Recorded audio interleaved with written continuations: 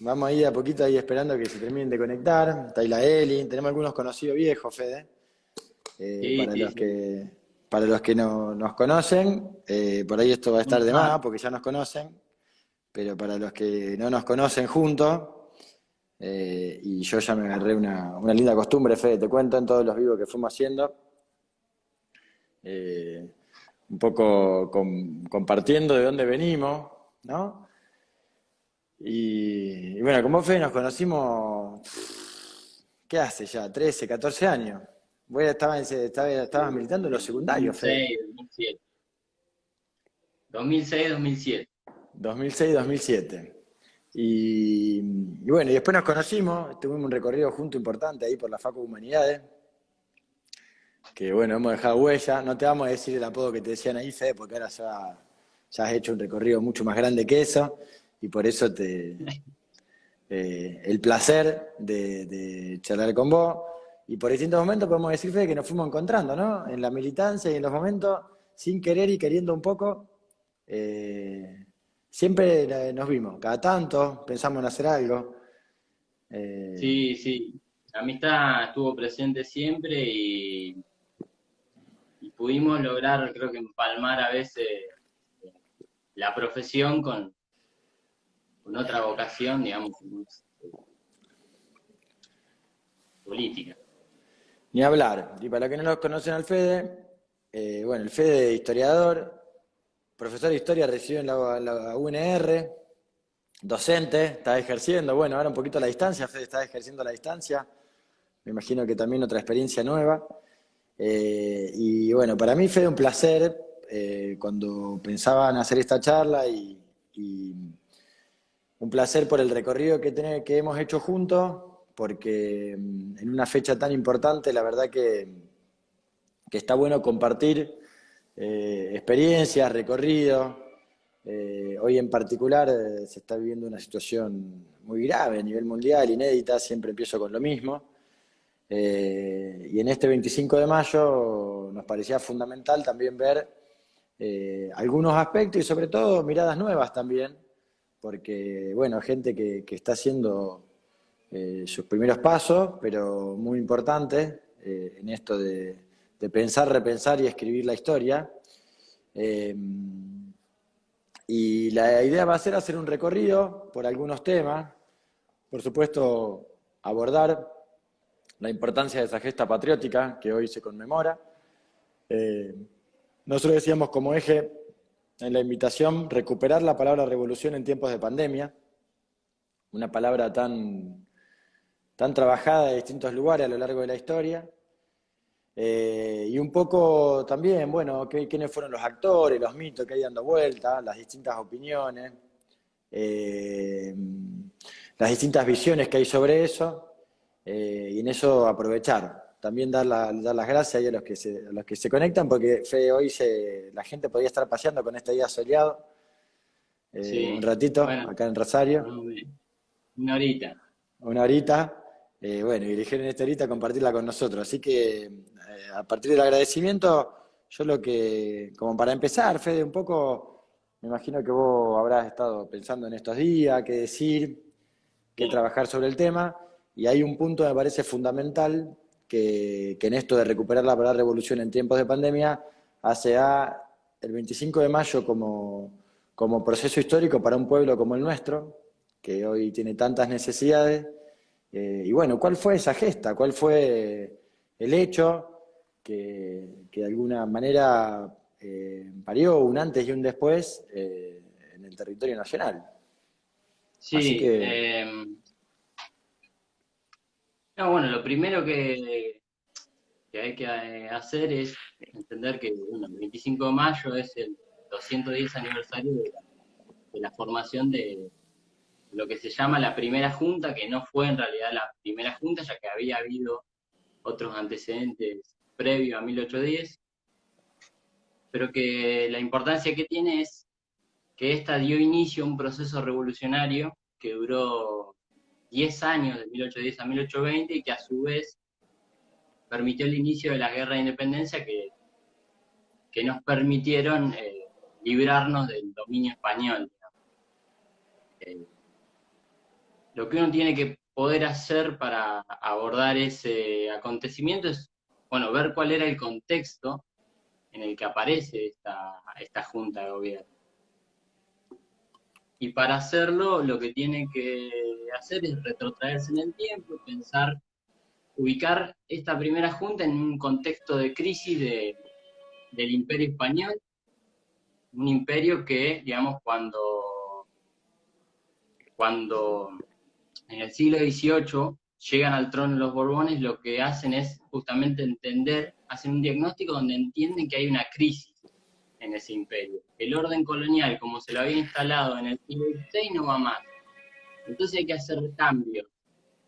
¿Por qué hacer cambios? Porque lo que se busca es ya no solo, dicho mal y pronto, robarle los recursos a los americanos, robarle el oro y la plata, sino transformar al orden colonial o al imperio español en un imperio comercial, como el estilo de Gran Bretaña. Pensemos, Gran Bretaña en este momento está atravesando un proceso que es un proceso de revolución industrial y lo que busca hacer es venderle sus productos a todo el mundo.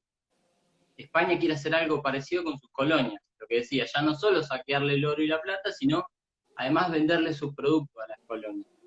Y para hacer ese cambio, lo que intenta hacer es aplicar unas reformas administrativas, reformas económicas, comerciales, políticas, y que esas reformas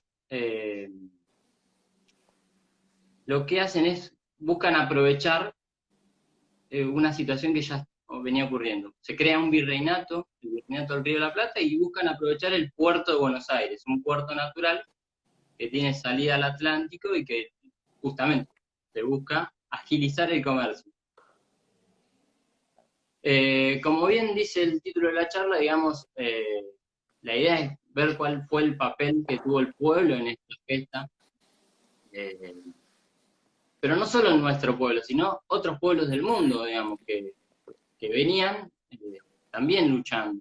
Entonces, esas reformas que quieren hacer los españoles no funcionan porque entran en un contexto internacional sumamente crítico, que es el del siglo XVIII. Pensemos, en estos momentos está ocurriendo en Estados Unidos, en lo que son las colonias inglesas, se están rebelando para independizarse de Inglaterra.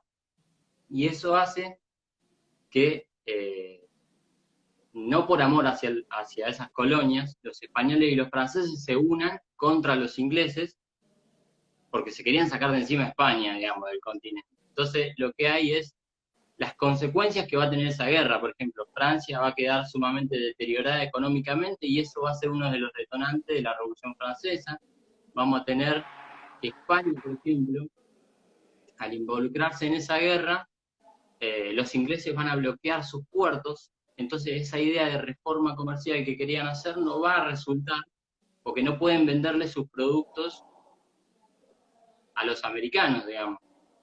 Y entonces esas reformas empiezan a fracasar.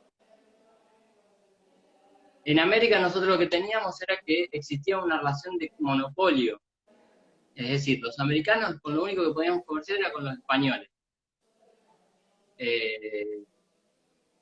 Y entonces si queríamos comerciar, por ejemplo, con ingleses, con franceses, con otra potencia, la única medida era el contrabando. Y esa situación lo que hace es que para evitar este problema, los españoles hagan una reforma militar, que supuestamente lo que venía a hacer era, venía a evitar que hubiera este contrabando. La reforma militar tampoco funciona, porque nosotros tenemos un acontecimiento muy importante donde ahí va a empezar a aparecer el pueblo, que es las invasiones inglesas, de los años 1806-1807. Supuestamente las reformas militares venían a evitar que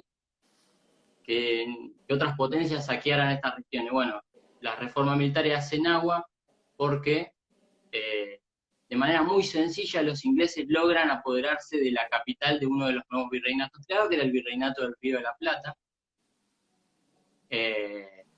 Y entonces no va a haber prácticamente resistencia, es decir, las autoridades españolas van a recibir a los ingleses podríamos decir de manera muy afectuosa, para usar una palabra contemporánea, pero esto no va a durar mucho, porque pronto va a empezar a aparecer el mal humor entre los habitantes porteños, y se van a empezar a organizar milicias urbanas que lo que van a proponerse es expulsar a los ingleses. Ahí aparecen toda una serie de personajes que son, bueno, Liniers, que era un francés, que era capitán de navío, que estaba al servicio de la corona española. Tenemos el alcalde de Buenos Aires, Álzaga, tenemos Juan Martín de Pueyrredón, es decir, distintos personajes que lo que van a hacer es organizar milicias para expulsar a los ingleses. Nosotros tenemos dos invasiones, la primera es 1806, lo que se hace es ir hacia Montevideo en busca de refuerzos y organizar también milicias para expulsar a los ingleses. Se los termina expulsando y pensemos que las comunicaciones no eran tan rápidas como ahora, y la corona inglesa no se entera de la capitulación de los ingleses, entonces decide mandar más fuerzas, y es ahí cuando tenemos la segunda invasión en 1807.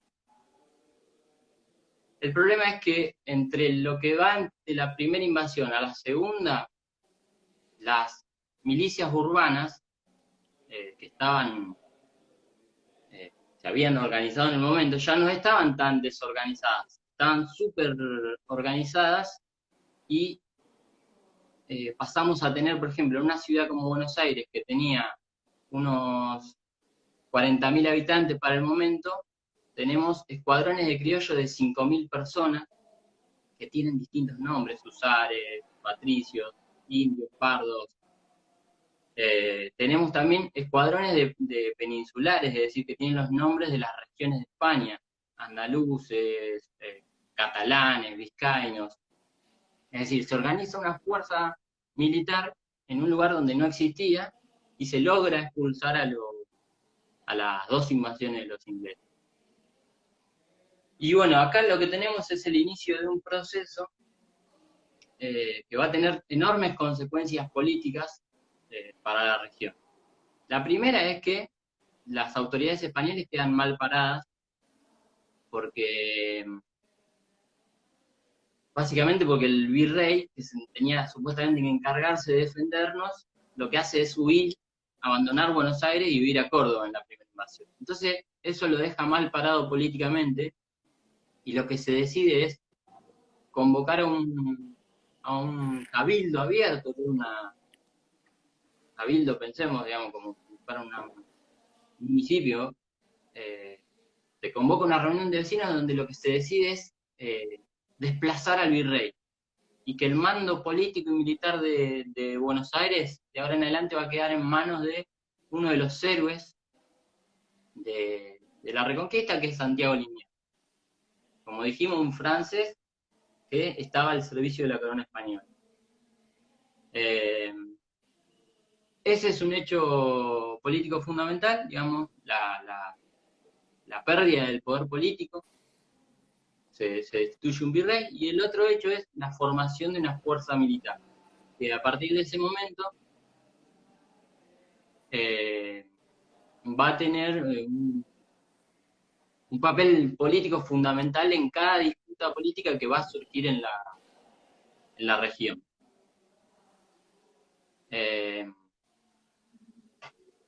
Después tenemos, o sea, la situación era complicada hasta ahí, no sé si me va siguiendo.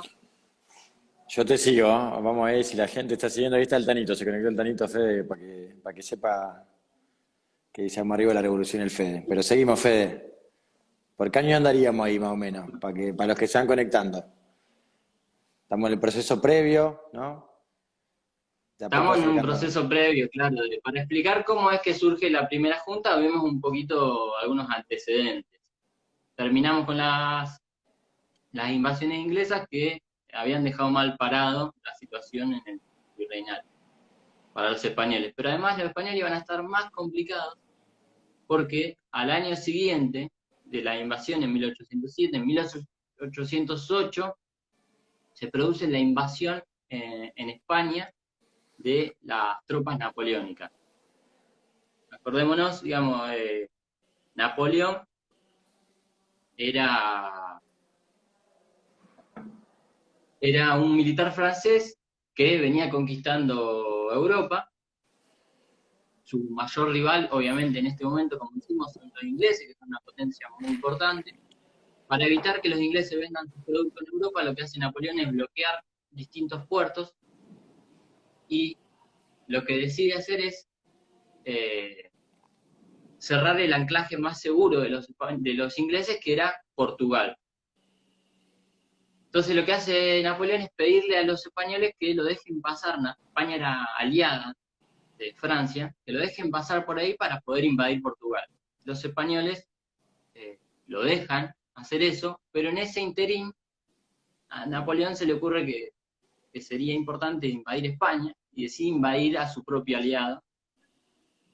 Y esto va a generar un problema en España, porque lo que se produce es, bueno, la monarquía queda acéfala, se destituye al rey español,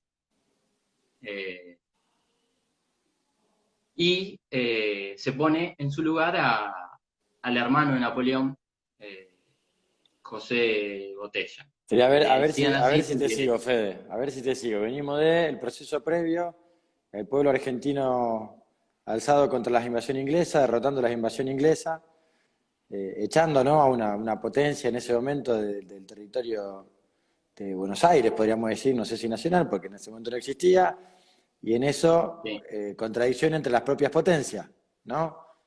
España, Francia, España invadida, y eso generando... Bueno, sí, después yo te voy a volver sobre algunas palabras, Fede, pero digo más o menos para ver si te voy siguiendo, y algunos elementos que me van resultando exactamente, interesantes para venimos mí.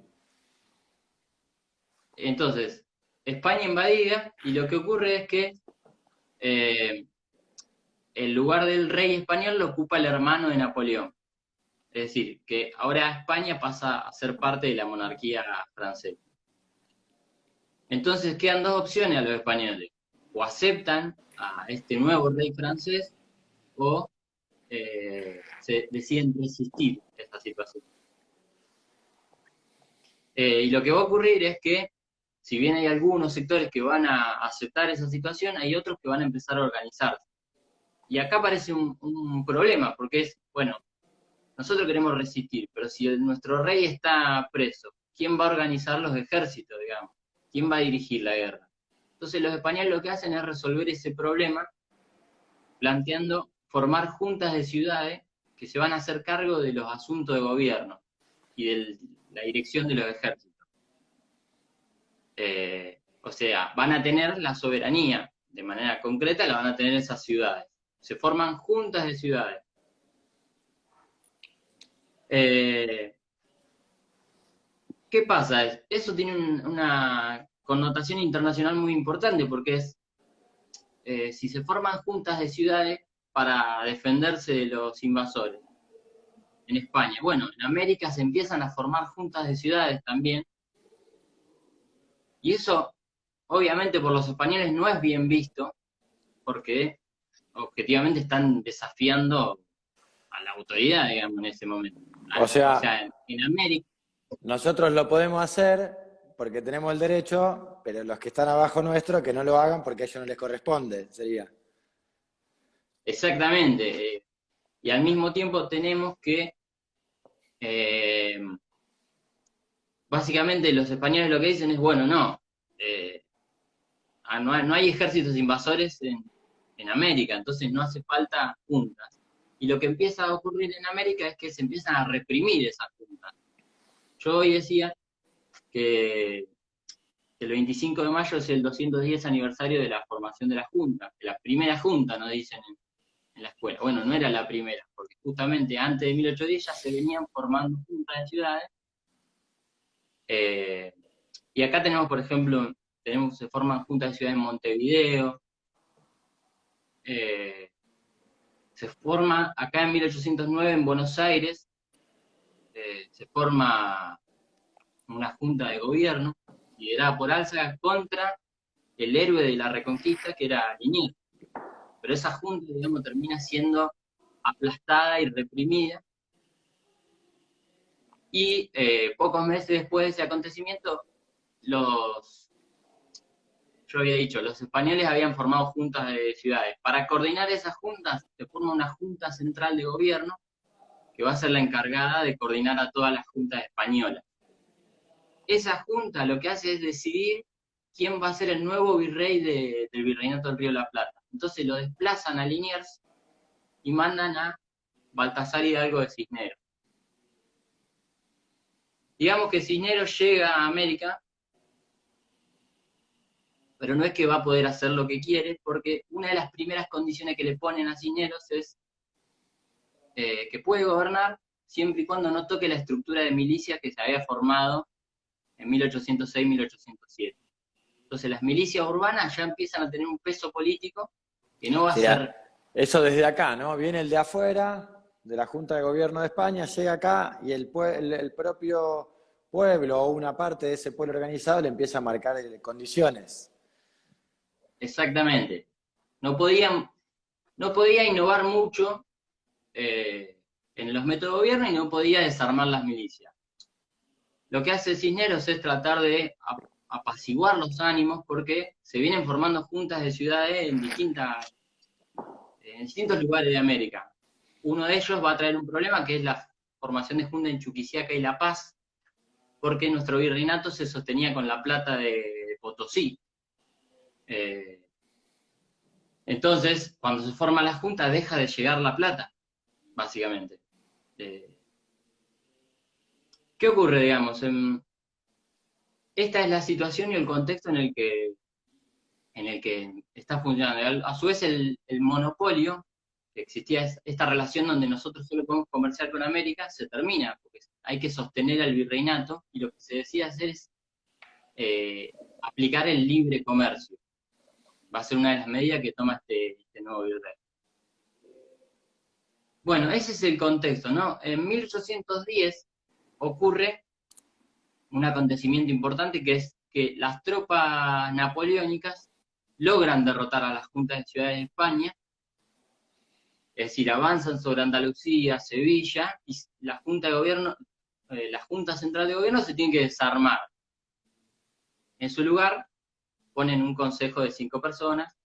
La cuestión es que la noticia llega a América, y lo que se decide hacer es, todos estos acontecimientos que ocurrían en España se venían siguiendo muy de cerca y se discutían en distintas reuniones, como las que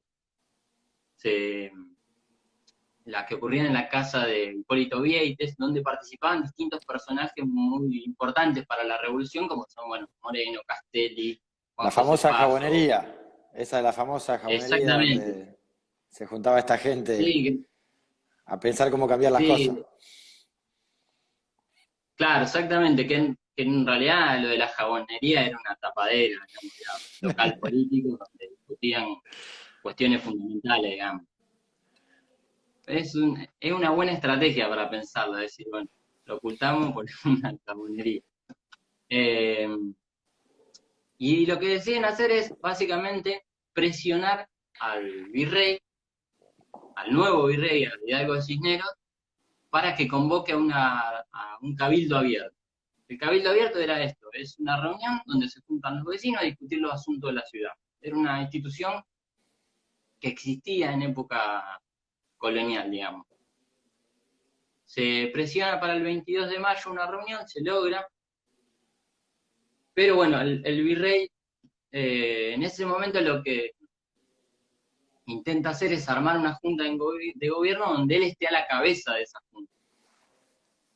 Y acá empiezan a tener un papel fundamental esas milicias que se habían armado, digamos, con las invasiones. Porque un detalle que me salté, digamos, en estas reuniones en la jabonería, digamos, se discutía mientras se estaba en contacto con el jefe del regimiento de patricios, que era Saavedra, digamos. Es decir, no eran simplemente reuniones inocentes, sino que se discutía política fuerte, y lo que se decía hacer es presionar para que convocara un nuevo cabildo abierto el 25 de mayo, donde lo que hacen estas milicias y el pueblo, digamos, es entregar una lista con los nombres que tienen que integrar ese nuevo gobierno. Y a la cabeza de ese nuevo gobierno va a estar Saavedra, que era el jefe de los patricios, y al mismo tiempo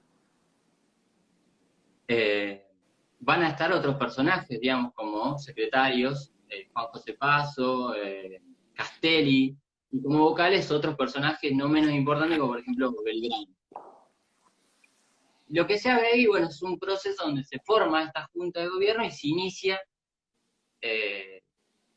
un proceso revolucionario que va a abrir lugar a las guerras de independencia, que es lo que digo, son guerras que van a durar 10 años en nuestro territorio, en la medida que, digo, quiero decir, en 1820 ya no hay posibilidad de que los realistas invadan nuestro territorio. Y este hecho que ocurre en Buenos Aires, porque a fin de cuentas es eso, es una junta de gobierno que se arma en Buenos Aires, pero no va a quedar ahí. Lo que hace la junta de gobierno es enviar delegaciones militares a las distintas ciudades para que elijan diputados. Y ahí, bueno, se inicia un debate sobre donde se ven las distintas tendencias que había al interior de ese gobierno, que es cómo se incorporan esos diputados. Si van a ser diputados de una junta de gobierno autónoma, es decir, que siga haciéndole a la España, o si van a ser diputados que dicten una constitución y que declaren la independencia. Entonces ahí ya tenemos distintas tendencias entre los sectores más radicales, más jacobinos, como el caso Moreno, y sectores más conservadores, como el caso de Saavedra. Ahí te Ese es el hago, inicio. ahí Sí, te hago un parate, Fede, porque sí, me sí, sí, parece, sí. digamos, importantísimo este recorrido en función de cómo entender los procesos históricos, porque en general es a lo que no estamos acostumbrados, ¿no? A veces como si los hechos históricos hubiesen sucedido de la nada y lo que pasó a continuación hubiese tenido que ver con otras circunstancias, digamos, lamentablemente la ideología dominante, el sistema educativo predominante ha hecho que nosotros vayamos a veces, veamos las cosas como atomizadas y no en su propio curso. Pero en el Claro. recorrido, a mí me parece algunas cosas interesantes, Fede, y te meto más de lleno en una de las ideas que tiene que ver con lo que continúa después y dónde estamos parados hoy. Pero digo, bueno, paraste algunas palabras fundamentales que a mí me hacen mucho ruido hoy, digamos, yo las pienso hoy, digo, bueno, crisis, digamos, ¿no? Monopolio, cabildo abierto, libre comercio, la Junta, el tema del puerto, digamos, como algunos conceptos que indudablemente tuvieron que ver, que era lo que se discutía en ese momento y lo que discutían los distintos sectores políticos que trabajaban en ese momento, como hay algunas cuestiones que si bien las diferencias indudablemente del desarrollo del sistema capitalista, el desarrollo de la historia, al mismo tiempo siguen estando en discusión. Digo, ¿cuál es la importancia de este recorrido que vos nos hacías, digamos, nos permitías o compartías con nosotros? Digo, esto de la Junta de Ciudades, yo pienso como lo de los comités, cómo ese poder que se fue gestando desde abajo es el que logra, de alguna manera, hacer un primer coronamiento en este 25 de mayo de 1810. Y digo, en ese recorrido y esas tendencias, ¿cómo ves vos, Fede? ¿A qué avatares ha ido teniendo la historia? Digo, muy sintéticamente, sé que es una pregunta muy compleja. Yo la resuelvo fácil porque yo no soy el que la tiene que responder, Fede. Entonces eso a mí me permite preguntar cualquier barbaridad. Pero esos debates que vos recién nombrabas sobre el final de las distintas corrientes, los distintos diputados, bueno, eh, ¿qué ves vos de importancia de ir rescatando y de ir pensando en una situación no solamente actual, sino también del curso posterior que tuvo ese 25 de mayo de 1810, tan importante, porque bueno, marcó como un punto de llegada y de partida de un proceso. Es una pregunta un tanto larga, no sé si muy fácil de responder, pero Te la voy a hacer más fácil, Fede. Mirá, te la voy a llevar a algo más fácil. A ver si te lo hago más sencillo.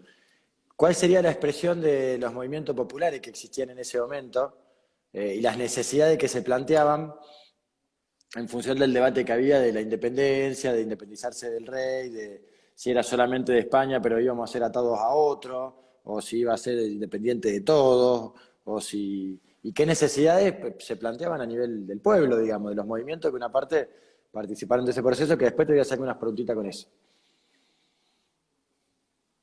no, bueno, yo creo que uno lo que tiene que hacer es poder pensar, digamos, primero que había por decirlo de algún modo, había una contradicción principal y un enemigo a golpear que era justamente el imperio español, digamos, que si bien acá se forma una junta que dice ser eh, una junta de gobierno que dice ser leal a España, digamos, que dice, bueno, voy a tomar los asuntos de gobierno hasta tanto Fernando VII vuelva. En realidad lo que está de fondo es discutir, romper con esa dominación, digamos. No hay, después es una discusión muy compleja en el marco donde existen distintos sectores que no quieren lo mismo, digamos. Por eso digo, bueno, entre las personas que gestaron la primera junta ya hay diferentes tendencias sobre cuál es el camino a seguir. Yo creo que, bueno, en relación a la historia, al título de la charla, no se puede pensar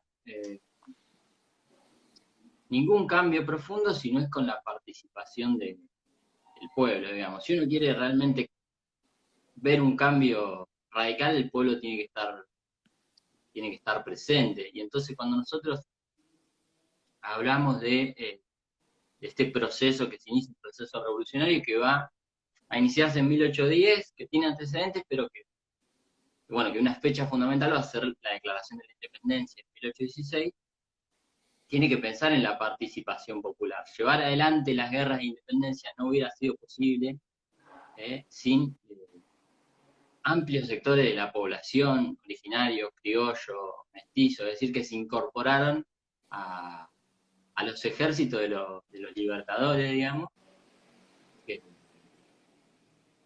y que bueno, que la participación popular es fundamental, digamos, en toda esta gesta, digamos. Eh, Y en no eso, sé, y el carácter. por ejemplo, Fede, que cuando vos decís la participación del pueblo, digamos, en eso, ¿qué es lo que se pedía? Digamos, aparte de la independencia, ¿no? O no tanto la independencia, sino la liberación, ¿no? Por lo menos expulsar, digamos, el dominio español y después, entiendo que la independencia fue llegando después, pero ¿qué era lo que se discutía? ¿Qué era cuáles eran las necesidades de ese pueblo que estaba apoyando a distintos sectores para que encabezaban, digamos, esta lucha? Porque entiendo que este grupo de militares, intelectuales, que son los que aparecen como los nombres y apellidos, ¿no? De esta gesta, Sí, bueno, encabezaban distintos reclamos, digamos, cómo eso, eh, qué era lo que se veía en ese momento. sí, o sea, yo a lo que voy es esta cuestión, te decía, en relación a la participación popular, es decir, nosotros no podemos pensar los grandes acontecimientos que ocurrieron, es decir, por ejemplo, uno no podría pensar el cruce de los Andes que lleva adelante San Martín si no tenemos en cuenta el papel, o sea, San Martín pudo hacer lo que hizo porque tenía la espalda cubierta, es decir, los frentes militares que había, por ejemplo, en el norte, eh, el Alto Perú, es decir, pudo hacer esa estrategia porque tenía cubierta Salta y Jujuy con las milicias de originarios y de criollos, milicias y guerrillas, digamos, porque a fin de cuentas nosotros del Alto Perú somos expulsados, se organiza la defensa en Salta y Jujuy, pero hay guerrillas que siguen estando ahí en el Alto Perú defendiendo, atacando a los realistas. O, por ejemplo, las masas rurales en Montevideo, es decir, organizadas por Artigas, es decir, si no estaba el pueblo, no hubiera sido posible, es decir, uno se acuerda a veces de los grandes nombres que son importantes porque son los que dirigen a la masa, San Martín, Artigas, bueno, Belgrano. Eh, en cuanto a las reivindicaciones, es decir, todos esos cambios pudieron, es decir, liderar a los ejércitos se pudo hacer porque se tomaron medidas necesarias, es decir, cuando San Martín, supongamos, asume la gobernación de Cuyo, lo que hace es organizar quintas para alimentar a la población, se toman eh, medidas en relación al sanitario, por ejemplo, para combatir la viruela, es decir, nosotros no podemos hacer una guerra con un pueblo que está hambriento y está enfermo, digamos, necesitamos tomar medidas concretas, y eso podría ser, digamos, yo creo que falta demasiado, pero la relación con el presente puede venir por ese lado, es decir, nosotros tenemos una pandemia en estos momentos donde se han comprado una gran cantidad de barbijos, se han puesto a producir, digamos. La magnitud no es la misma, pero creo que es importante, digamos, ver esa, Sí, esa situación, digamos. y la participación, esto que vos decías, yo ahí te agrego otra efeméride importante, que no es mía, se la robé a Berta, digamos, también conocida por vos, Fede, hemos hecho charla con ella. Y bueno, ella viste que trabaja mucho lo del papel de las mujeres, digamos, en la revolución. Y un 25 de mayo de 1862 fallece Juana Zurduy, ¿no? Y en esto que vos decías de la espalda cubierta de San Martín para el cruce de los Andes y la batalla que se libraba en las selvas, digamos, ¿no? En lugares muy inhóspitos que conocían solamente. Bueno, ese rol de las mujeres también, como parte de ese pueblo que luchaba, por ahí en la figura, ¿no? De Juana Zurduy, que bueno, es como la figura más relevante, pero que en ellas hay un montón, en realidad. Eh, y Sí, en... Dale, dale. no, eh, nosotros tenemos que entender, digamos, cuál es el contexto en el que ocurre esto ahí. Cuando se llevan adelante las guerras de independencia, digamos, es un contexto. Por ejemplo, supongamos, no sé, en otras guerras que ha habido a lo largo de la historia de la humanidad, no sé, la Primera Guerra, la Segunda Guerra Mundial, que son guerras que están en otros contextos, cuando hay, no sé, distintos, no sé, los varones van a pelear, alguien tiene que sostener la economía, y en ese siempre se ha visto que las mujeres, en este caso particular, lo que tenemos es una situación diferente, que es que la guerra está en todo el territorio, es decir, la actividad productiva está paralizada, digamos. No puede haber intercambios porque las fronteras están partidas por el avanzar de los ejércitos, no hay ganadería, digamos, porque los ejércitos necesitan alimentarse y, nada, se comen a las vacas así directamente. Hay una situación de saqueo. Y en relación a lo que vos me decís, digo, la relación es esta, digamos, las mujeres también estaban peleando, porque se ve bueno, que habrá figuras muy importantes eh, como Juana Zurduy, como generala, pero debe haber habido también mujeres que deben haber combatido a los realistas. Desde el Y anonimato, después nada, ¿no? La importancia del anonimato en esas luchas. Y algo que vos decías recién, Fede, y te lo conecto con lo de ahora, algo que vos por ahí tirabas. Digo, en ese rol y en ese momento actual, digamos, que se está viviendo, vos nombraste la Primera y la Segunda Guerra Mundial y la revolución tan ligada a esa, ¿no? Porque Revolución de Mayo, de una crisis del sistema feudal, producto de un momento histórico en el mundo, revolución en la Unión Soviética, en la crisis en la Primera Guerra Mundial, revoluciones y liberaciones de países que se han sucedido post Segunda Guerra Mundial, Revolución China, la liberación de una enorme cantidad de países dependientes en ese momento. Y digo, ¿cómo cómo hoy en esta crisis, digamos, y esta idea de recuperar la palabra revolución y el protagonismo popular,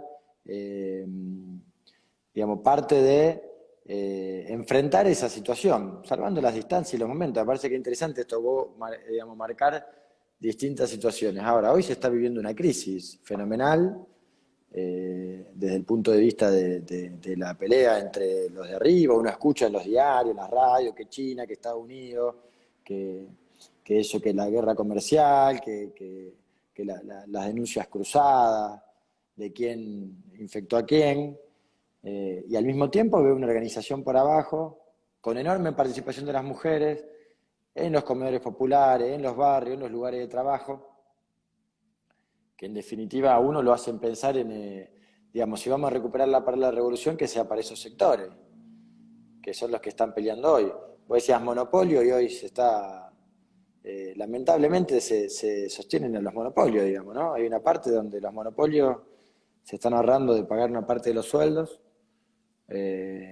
extorsionando, y bueno, como hay cosas que continúan. Desde ahí tratar de rescatar un poco digamos, y valorar este conocimiento de nuestra propia historia para poder hacer frente en este momento, digamos, tan... Sí, sí, sí, sí, sin dudas hay un montón de empresas que aprovechan de esta situación, no sé, LAN, Clarín, Techín mismo que ha echado trabajadores, es decir, hay todo un montón de empresas. La cuestión es que la crisis, digamos, siempre el debate es el mismo. En el contexto de crisis, digamos, los que más tienen son los que tienen que poner y son los que tienen que contribuir a- a resolver estas situaciones, porque si no, de fondo, los que vamos a sufrir son sectores populares. Eh, yo creo que buscando la relación entre el pasado y el presente, uno puede pensar, nosotros estamos hablando de la Revolución de Mayo.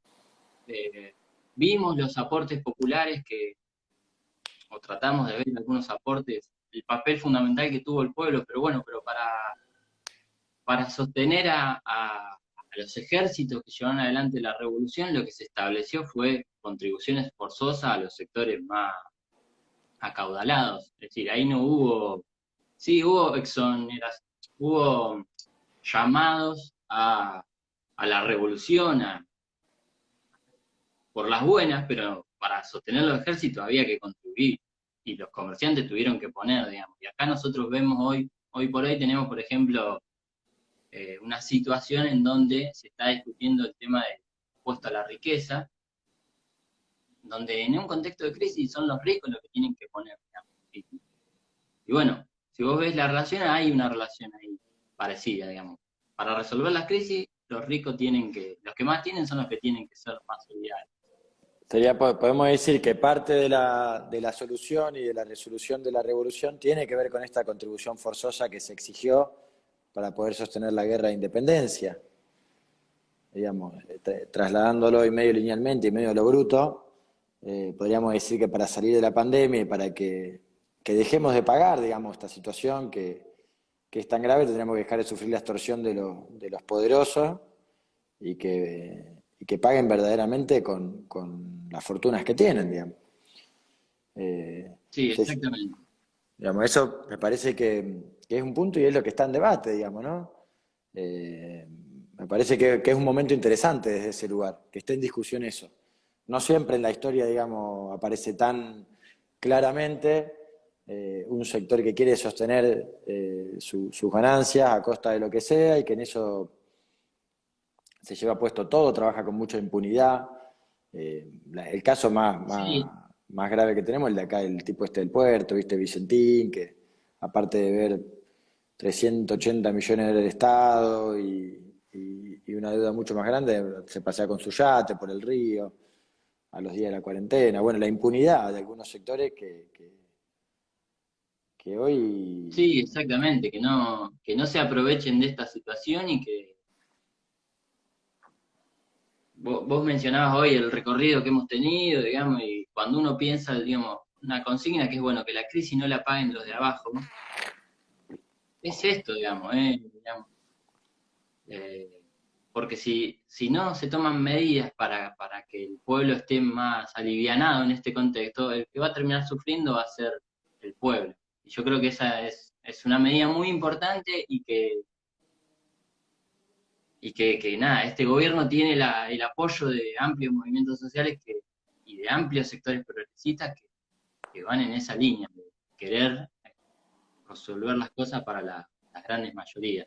Así que Hay que meterle con eso. Y me parece que está bueno. A mí lo que más me queda, entre otras cosas, que fuimos charlando, Fede, no es que llegamos al final, todavía nos queda un ratito, así que queda tranquilo que todavía Instagram nos permite un ratito más de compartir la Revolución de Mayo. Ya me estoy confundiendo entre las revoluciones.